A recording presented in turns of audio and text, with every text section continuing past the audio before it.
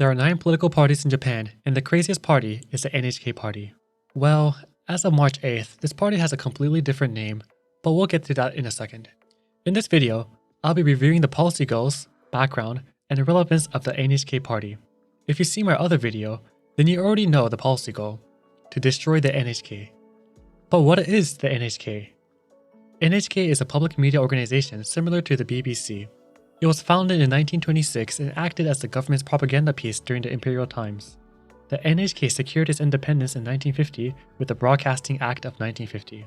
Ever since, the NHK continues to host all kinds of shows. So what's all the hate about? Everything stems from Article 64 of the Broadcasting Act.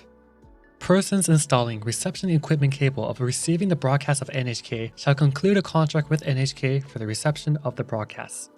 In other words, if you have a TV, you have to have a contract or subscription with the NHK. NHK clarifies this duty on their Q&A section. So let's say you don't watch the NHK, but you own a TV. Well, you have to pay up.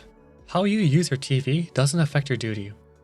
And this gets a bit tricky when you check out the prices. Fees can range anywhere from $14,000 to $24,000, which is roughly 100 to 180 USD a year. That's roughly an annual fee for other subscriptions online. The only way you can avoid paying the fee is to get rid of your TV. However, how can the NHK tell that you don't own a TV? Getting rid of your antenna is the best way to prove that you aren't scamming the NHK. And talking about scams, the NHK is notorious for sending contractors to your house to ask households to pay up. They figure out which households aren't paying up and they aim for windows of time when you're definitely at home, such as after work or on the weekends. So yeah, it sucks that you're forced to pay for a show that you don't watch. In fact, roughly 20% of households do not pay the NHK, and this is technically illegal. If the NHK wants to take you to court, they can and they will win. In addition to forced subscriptions backed by law and annoying visits, the NHK has been also criticized for being right-leaning. Back in 2013, then NHK president commented how, when the government is saying right, we can't say left. If the NHK is a government mouthpiece, why should people pay at all? And one man vowed to destroy the NHK. Takashi Tachibana. Tachibana got a job at the NHK right after graduating from high school. After working for 20 years, Tachibana leaked information on the NHK about money mismanagement. This gets him suspended for a month, but he just decides to quit altogether. Since 2005, he worked as a freelance journalist and eventually creates a political party in 2013, the Party to Protect Citizens from NHK. He begins his political career by getting elected into the Funabashi City Council in 2015 and the Katsushika City Council in 2017. By 2019, he got elected into the House of Councillors for the first time.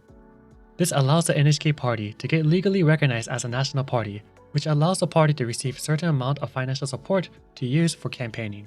The NHK Party's legal status as a national party obviously gave it more spotlight throughout Japan. In hopes to get another seat for his party, Tachibana quits his position as a politician in order to run for an open spot for the Saitama Prefecture position. Unfortunately, Tachibana loses. In addition to Tachibana's journey, the party renamed itself more than once. Here is a list of names.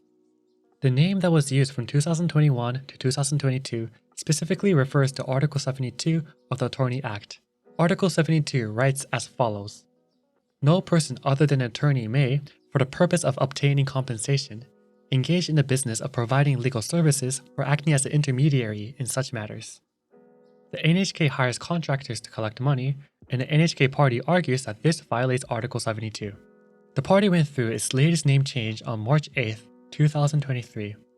Seijika Joshi 48. The name is a reference to a popular girl idol group AKB48, which is a group that features 48 girls. Tachibana stepped down as the leader of the NHK Party, and Ayaka Otsu will be the new leader of the party. Now the party is pretty much a living meme. They change names frequently, they have controversial figures, but they have one solid policy: to get rid of the NHK. NHK fees are unappealing for everyone. I'm sure people won't mind paying the fee if they watch the NHK on a regular basis.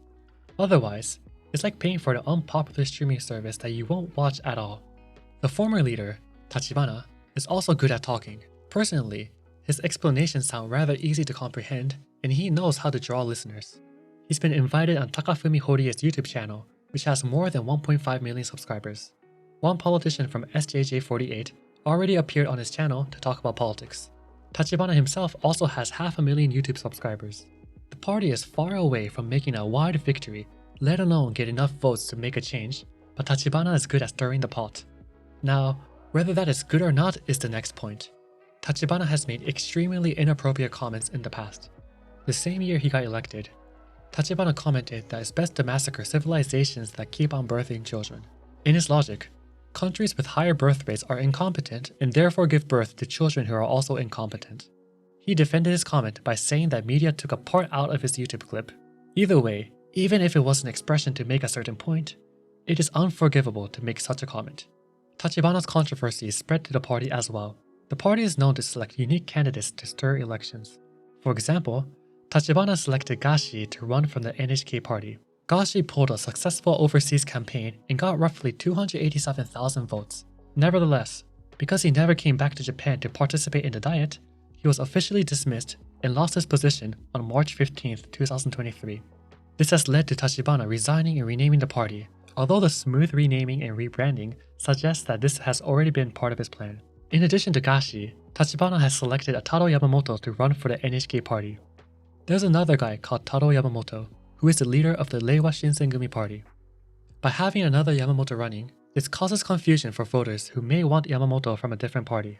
In this way, Tachibana appeals to voters who desire entertainment or to voters who are completely disillusioned with mainstream politics. Overall, the NHK Party is a unique party. They have a catchy and appealing slogan to destroy the NHK, but the party itself acts like a joke. A wider audience might seriously consider the NHK Party if the party abandoned their populist and controversial language, but this will take away from their identity. Therefore, it is likely that the party will continue to act as the controversial party that everyone bashes, but gets more media coverage than other small, mainstream parties. Do you think the NHK Party deserves more love, or does it deserve the hate it currently receives? Let me know in the comments below, like the video if you learned something new, and subscribe to learn more about Japanese politics.